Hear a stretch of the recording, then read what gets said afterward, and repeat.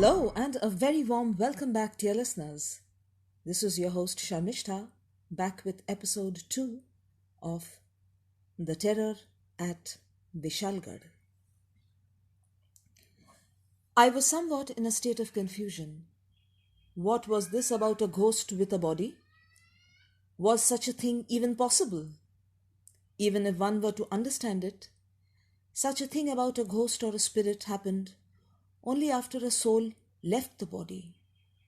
After that, there was no question of a ghost with a body. What did this man mean?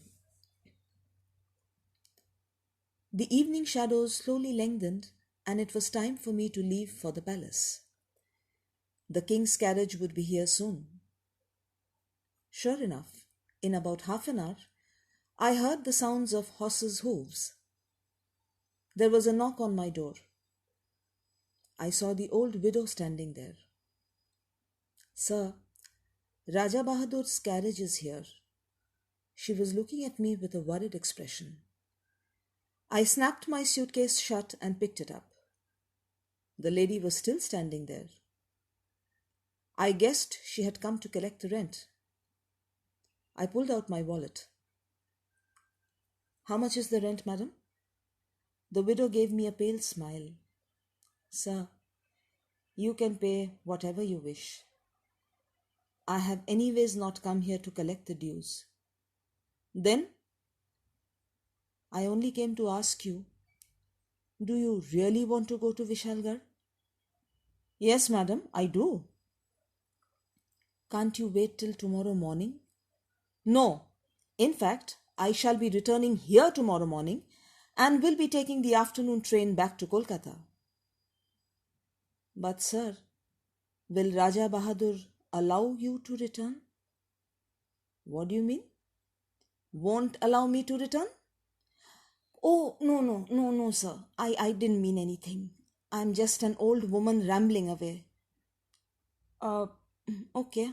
If you have to go, there's nothing to be said. But please wait a minute here. I shall be right back. She returned soon. Walking up to me, she said in a sad voice, I had a son. You remind me of him. Had a son? Why? Is he no more? No, sir. It's been 3 years now since I lost him. When I saw you, I was reminded of him. I'm truly sorry, madam. If I may ask, what happened to him? Had he been ill or something? No, sir. He had never been ill. One night he took that path and went into the jungle and never returned. That is why I am scared. That is why I don't want you to take that path during the night. I understand your concern, madam, but don't worry. Nothing will happen to me. I am simply going to the palace and I shall be travelling in the king's carriage. That's why I am worried, sir. That is why I am scared. Scared? Scared of what? Oh, nothing. I have gone mad, sir. I am speaking rubbish. Let it be. But can I make a request? She held out an open palm. I saw an amulet there. Madam, what?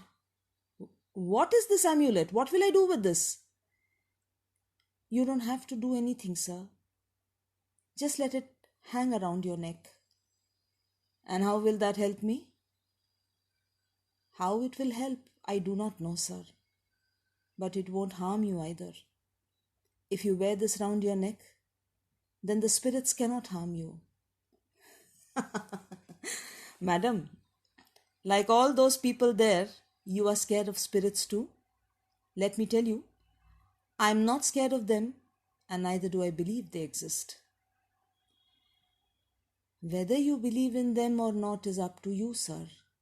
But what's the harm if you keep this amulet round your neck? Won't you listen to this old woman's request? I couldn't say no to her, and picking up the amulet, put it round my neck. Walking out, I saw the horse carriage waiting for me on the other side of the road. It was quite dark already. Suddenly someone tapped my shoulder. It was one of the guests. He came closer and whispered in my ears, "Sir, be careful when it strikes midnight. The creatures of the jungle awaken then." Hardly had the man completed his sentence that a shrill laughter came from across the road. I peered into the darkness. A tall form was standing near the horse carriage. It was all hazy and shadowy, but there was no doubt in my mind that the laughter had come from the man across the road. The guest who had come to caution me quickly turned and hurried back into the guest house. The man across the street walked up to me. "Binoy Babu, what that man whispered to you?" I heard it very clearly. I was surprised. How had this man heard? The guest had whispered in my ears. It was impossible to hear it from across the street. Perhaps this man had extraordinary hearing power. And how did he know my name? Was this Raja Bahadur himself? "Are you Raja Rudra Pratap?" "No, I am his humble servant. We are getting late. Please come." I boarded the carriage with his help, and soon we were off. The carriage sped through the jungle path, its 2 lanterns on either side lighting the way. The thundering of hooves on the path echoed all around. Once again I was amazed. The entire path was uneven and covered with stones. How was it possible for the horse carriage to go at this speed? I wondered. I do not know when my eyes closed and I dozed off. A jolt of the carriage must have awoken me. I looked around.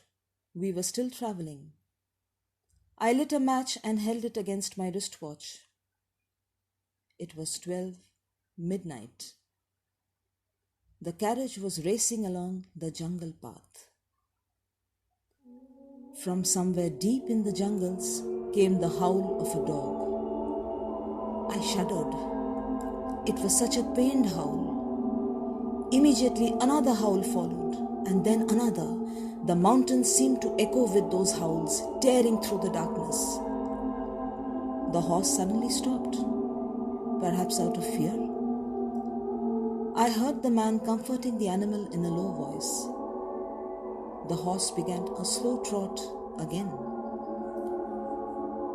Suddenly, searing the darkness, came the collective howls of jackals, enough to turn one's blood to ice. The horse stopped again, and I was tempted to open the carriage door and rush back to the guest house. And then I saw something else. Just a little ahead of us, there shone a blue light. The man got off and began walking towards the light. And what shocked me was that the light seemed to penetrate the man right through and fall on my face.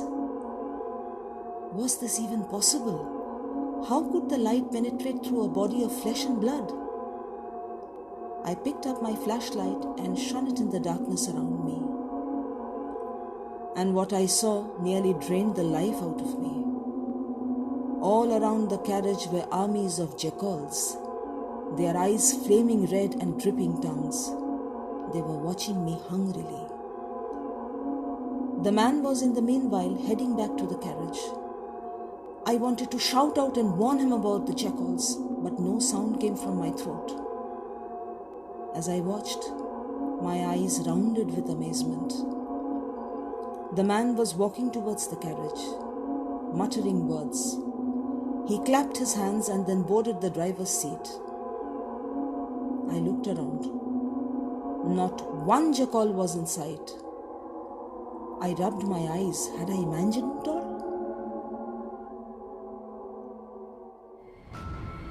In the darkness of the night, the perils begin. Binoy had been forewarned, but had chosen not to believe it. A tussle between reality and non-belief.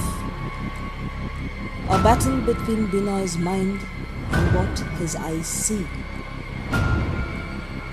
Join me soon as I bring to you the next episode of this mind-fuddling story.